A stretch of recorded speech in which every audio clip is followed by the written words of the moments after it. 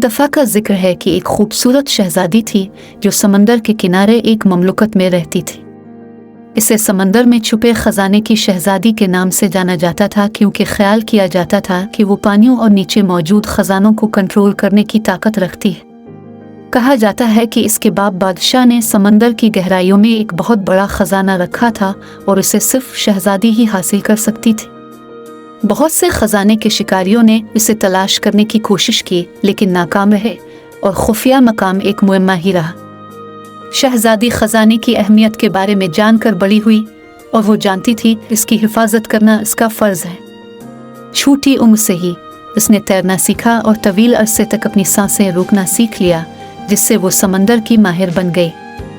एक दिन जब शहजादी समंदर की गहराइयों में तैर रही थी तो उसे एक अजीब सी मौजूदगी का एहसास हुआ। ऐसा लगता था जैसे कोई इसे देख रहा हो और वो फितरी तौर पर जानती थी कि खतरा करीब ही है। अचानक एलनाक कज़ाकों का एक अमला नमूदार हुआ, तलवारों और बंदूकों से लैस खजाना की तलाश में। उन्होंने शहजादी की ताकत और ख़जाने के बारे में कहानियाँ सुनी थीं और इसे हासिल करने को अपना मिशन बना लिया था। शहजादी जानती थी कि उसे ख़जाने और अपनी सल्तनत की हिफाजत के लिए तेज़ी से काम करना होगा।